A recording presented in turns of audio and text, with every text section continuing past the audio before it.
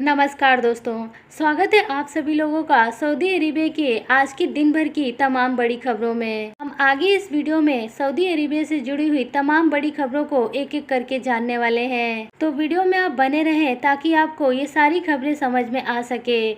सबसे पहले यहाँ पर सऊदी अरेबिया से रमजान को लेकर जो खबर आ रही है उसके बारे में हम लोग जानकारी लेंगे। दोस्तों, यहाँ पर हम आपको बताना चाहेंगे कि सऊदी अरेबिया में जितने भी बैंक्स हैं, जितने भी यहाँ पर पब्लिक वर्कर्स हैं, जितने भी लोग काम करने वाले हैं, उन सभी लोगों के लिए यहाँ पर रमजान के महीने में अब केवल 6 घंटे की ही जॉब को रखी गई है। यानी कि अब रमजान के महीने में आपको केवल अब 6 घंटे ही काम करना पड़ेगा।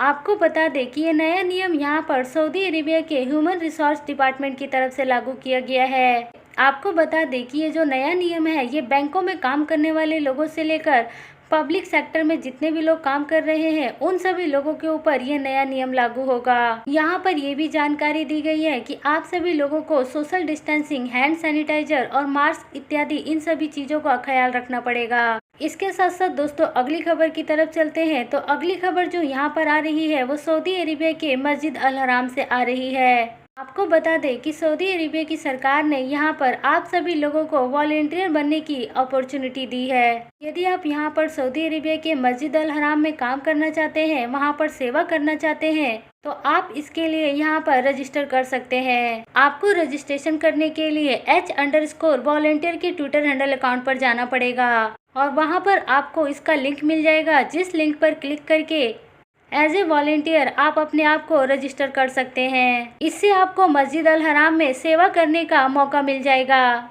इसके साथ साथ दोस्तों अगली खबर यहाँ पर सऊदी अरेबिया के अलुला स्टेट से आ रही है।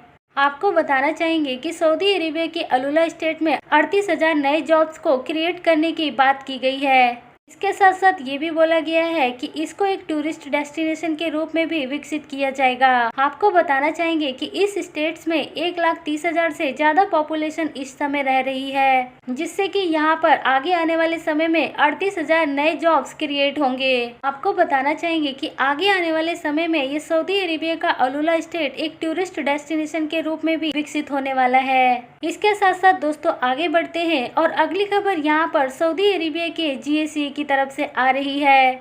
आपको बताना चाहेंगे कि सऊदी अरेबिया की GSA की तरफ से ये जानकारी दी गई है कि एयरपोर्ट पर सुरक्षा को और अधिक बढ़ा दिया गया है और इसके साथ साथ एयरपोर्ट्स पर और भी सेफ्टी मेजर्स का पालन किया जा रहा है, जिससे कि लोगों में कोरोना वायरस को फैलने से रोका जा सके। इसके साथ साथ GSA ने लोगों से अपील की है कि वो लोग सरकार के द्वारा बनाए गए नियमों का पालन करें। आपको बताना चाहेंगे कि GSA की तरफ से ये जानकारी बार बार इसलिए दी जा रही है ताकि लोगों में जागरूकता फैले, इसीलिए इस जानकारी को ट्विटर पर और दूसरे सोशल मीडिया पर बार बार शेयर किया जा रहा है। आपको बता दें कि अभी 2 दिन पहले सऊदी अरेबिया की GSA ने सऊदी के सभी एयरपोर्ट्स का निरीक्षण किया था और इस बात का पता लगाया था कि सऊदी अरेबिया के एयरपोर्ट्स किस तरीके से तैयार हैं और सोशल डिस्टेंसिंग और पैसेंजर्स के लिए वहां पर किस तरीके की तैयारियां की गई हैं। आपको बताना चाहेंगे कि मई महीने की डेट अब बहुत नजदीक आ रही है, जिस डेट को सऊदी अरेबिया की सरकार ने बताया था कि मई महीने से वो अपनी अंतर्राष्ट्रीय उड़ानों को चालू करेंगे। आपको बताना चाहेंगे कि 17 मई की डेट आने में अब बहुत कम समय बचा हुआ है, जिस डेट का हम सभी लोग इंतजार कर रहे थे कि 17 मई से सऊदी सरकार अंतर्राष्ट्रीय उड़ानों को खोलेगी।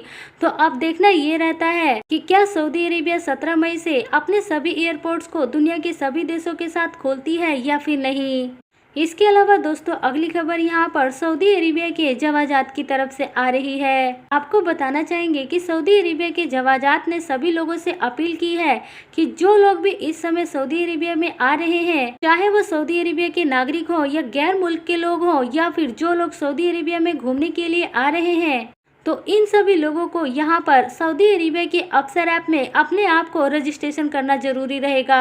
आपको बताना चाहेंगे कि सऊदी अरेबिया के जवाजात की तरफ से और वहाँ के मिनिस्ट्री की तरफ से लगातार ये अपडेट आता रहता है कि अफसर ऐप सभी लोगों के लिए अब लागू कर दिया गया है और जो लोग इस समय सऊदी अरेबिया में हैं, तो उन सभी लोगों को अफसर ऐप को इस्तेमाल करना अब जरूरी है। इसके साथ साथ दोस्तों आगे बढ़ते हैं और अगली खबर यहाँ पर सऊदी अरेबिया के कोरोना को लेकर लेटेस्ट अपडेट जान लेते हैं। तो आपको बताना चाहेंगे कि सऊदी अरेबिया में इस समय कोरोना वायरस के केसेस कम नहीं हो रहे हैं और लगातार सऊदी अरेबिया में कोरोना के केसेस में बढ़ोतरी होती जा रही है। यहाँ पर आपको बताना चाहेंगे कि सऊदी गजट की तरफ से इस बात की जानकारी दी गई है कि ये लगातार छठा सप्ताह है जहां पर सऊदी अरेबिया में बढ़ते हुए कोरोना के केसेस रिपोर्ट किए गए हैं और इसमें अब कभी भी गिरावट नहीं आ रही है। तो बीते कल सऊदी अरेबिया में 783 नए कोरोना के केसेस सामने आए हैं। इसके अलावा इस बीमारी से ठीक होने वाले लोगों की संख्या केवल 417 ही है। आपको बताना चाहेंगे कि इस समय सऊदी अरेबिया में एक्टिव कोरोना के केसेस 7000 से ऊपर पहुंच चुके हैं, जिसमें से क्रिटिकल केसेस यानी कि जिन लोगों की हालत बहुत ज़्यादा नाजुक है और जो लोग आईसीयू में भर्ती हैं उनकी संख्या यहां पर 852 तक पहुंच चुकी है। अगर टोटल कोरोना वायरस के केसेस की बात करें कि इस समय सऊदी अरेबिया में टोटल कितने कोरोना के केसेस हुए हैं, तो उनकी संख्या यहां पर 3,94,952 तक हो चुकी है, जिसमें से 3,81,000 लोग ठीक हो चुके हैं। अगली खबर यहाँ पर दोस्तों सऊदी अरेबिया से भारत में आने वाले लोगों को लेकर आ रही है। तो यदि आप सऊदी अरेबिया में हैं और भारत आना चाहते हैं तो सऊदी अरेबिया के दमाम और रियाद से एयर इंडिया एक्सप्रेस अपनी फ्लाइटें भारत के लिए ऑपरेट कर रही है।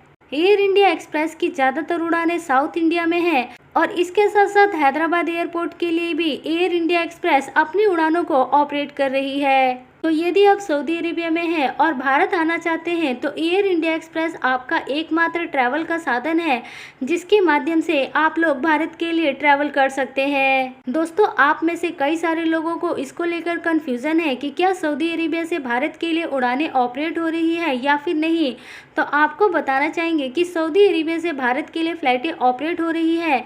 भारत से सऊदी अरेबिया के लिए जितनी भी फ्लाइटें इस समय जा रही हैं वो सारी की सारी खाली जा रही है और वहां पर सऊदी अरेबिया से लोगों को लेकर भारत में आ रही है। इसके साथ साथ दोस्तों आगे बढ़ते हैं और अगली खबर यहाँ पर सऊदी अरेबिया के इन्वेस्टमेंट प्लान को लेकर आ रही है। जैसा कि आपको पता होगा कि सऊदी अरेबिया के क्राउन प्रिंस मोहम्मद बिन सलमान ने सऊदी अरेबिया का टारगेट जो रखा है वो 2030 का रखा है कि साल 2030 तक सऊदी अरेबिया को दुनिया का सबसे अच्छा देश बनाना है। इसलिए सऊदी सरकार यहाँ पर दुनिया के सभी देशों को इनवाइट कर रही है कि दुनिया के सभी देश सऊदी अरेबिया में अपने ऑफिस को ओपन करें। आपको बताना चाहेंगे कि इसको लेकर यहाँ पर कई सारे एनालिस्ट का मानना है कि इससे सऊदी अरेबिया की बहुत बड़ी जीत होने वाली है, क्योंकि आगे आने वाले समय में सऊदी अरेबिया के इस प्लान से सऊदी अरेबिया को काफी ज्यादा मदद मिलने वाली है। इसके साथ साथ दोस्तों वीडियो के आखिरी में हम आपको एक छोटी सी जानकारी बता देते हैं कि जिन लोगों को भी इस समय सऊदी अरेबिया के लिए ट्रैवल करना है अब उनके पास यहाँ पर सऊदी अरेबिया आने के लिए केवल कुछ रास्ते ही बचे हुए हैं,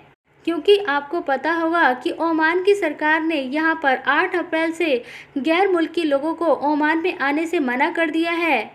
तो अब आप सऊदी अरेबिया आने के लिए नेपाल का रास्ता अपना सकते हैं और इसके अलावा कतर, बहरीन इन सभी देशों से भी आप सऊदी अरेबिया के लिए ट्रैवल कर सकते हैं। तो अगर आपको अर्जेंट बेसिस पर सऊदी अरेबिया के लिए ट्रैवल करना ही है तो आप इन रास्तों से सऊदी अरेबिया के लिए विजिट कर सकते हैं।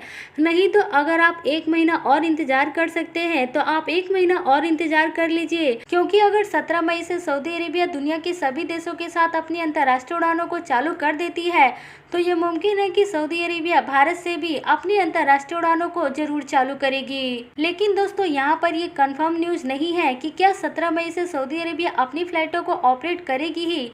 तो इसके लिए आप अभी से अपनी फ्लाइट की टिकट की बुकिंग ना करवाएं, क्योंकि अगर इस समय आप लोग ऑनलाइन फ्लाइट की बुकिंग सर्च करेंगे तो आपको फ्लाइट की बुकिंग दिखाएगा। तो आप अपने फ्लाइट की बुकिंग ना करवाएं, आप थोड़ा सा इंतजार कर लें। जैसे सऊदी सरकार की तरफ से इसको लेकर कोई भी अनाउंसमेंट आती है तो उसके बाद ही आप अपनी फ्लाइट की टिकट की बुकिंग कर लें। तो दोस्तों ये थी सऊदी अरेबिया से आज की कुछ अहम और आपके लिए ज़रूरी खबरें। यदि आप रेगुलर बेसिस पर सऊदी अरेबिया से आने वाली लेटेस्ट खबरों से अपडेट रहना चाहते हैं तो आप हमारे इस चैनल को सब्सक्राइब कर सकते हैं, बेल आइकन को दबाकर रख सकते हैं ताकि सऊदी अरेबिया से आने वाली सारी लेटेस्ट खबरें आपको सबसे पहले नोटिफिकेशन के माध्यम से मिलती रहे।